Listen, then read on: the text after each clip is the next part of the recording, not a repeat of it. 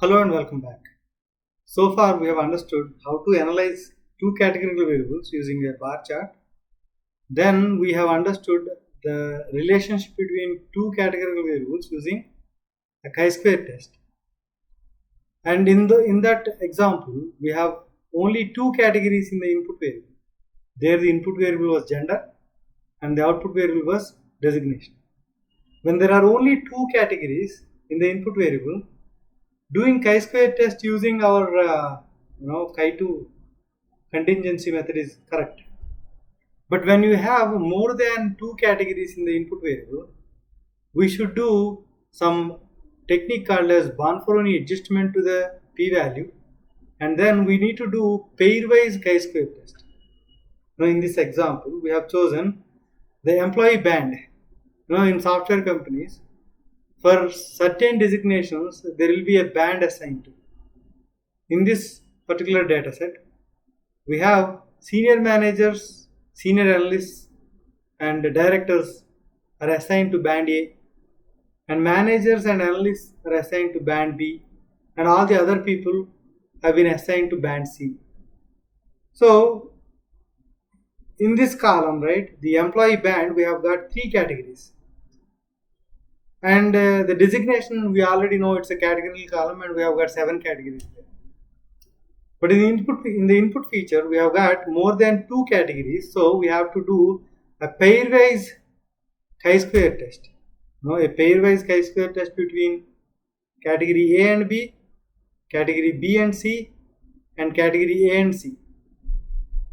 So before we do that, we need to adjust the p-value from 0.05. There is a technique called as Bonferroni adjustment. We'll see that. So whenever we say hypothesis testing, there will be a null hypothesis and there will be alternate hypothesis. Here employee band is the input feature and designation is the output feature. The null hypothesis is that there is no relationship between the employee band and designation. The alternate hypothesis, there is. They are dependent.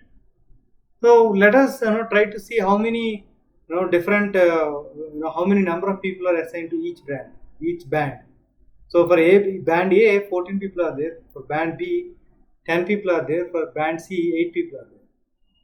So if we have to do a chi-square test, we need to calculate the crosstab or the contingency table. So we have to generate the contingency table. So to generate contingency table, I have passed the employee band and designation.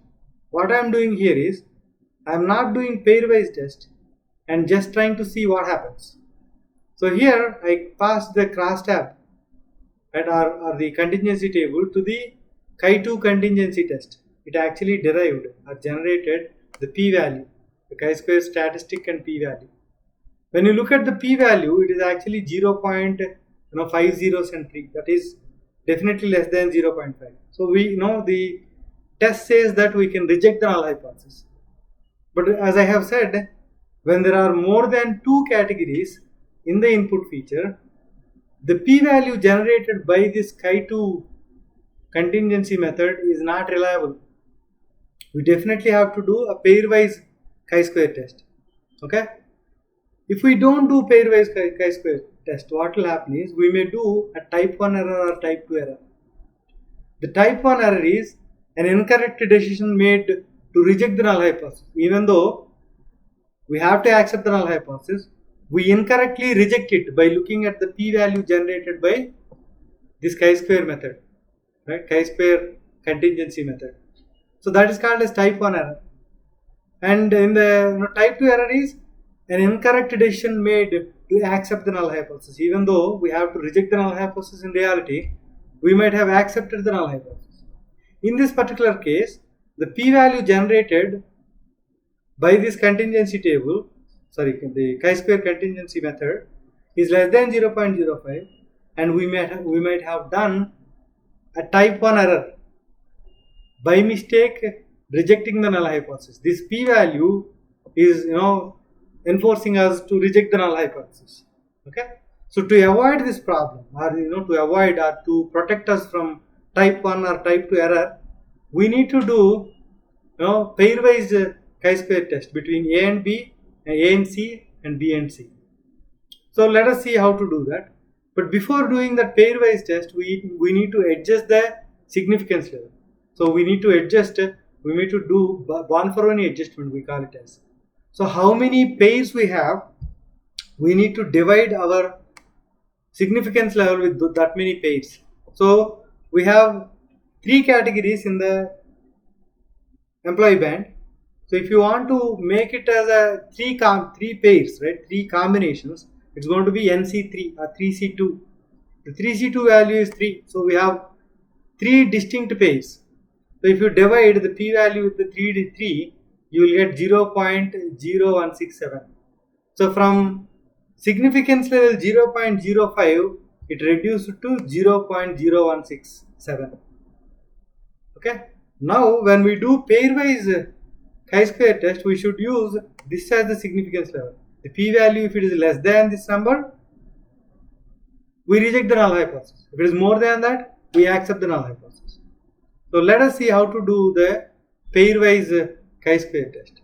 What I did here, I actually tried to calculate crosstabs for each pair, right? A to B, A to C, and B to C, right? 3 pairs I calculated chi-square contingency table, and then passed it to the chi-square contingency and calculated the p-value, and then checking whether the p-value is less than the Bonferroni adjusted p-value or not.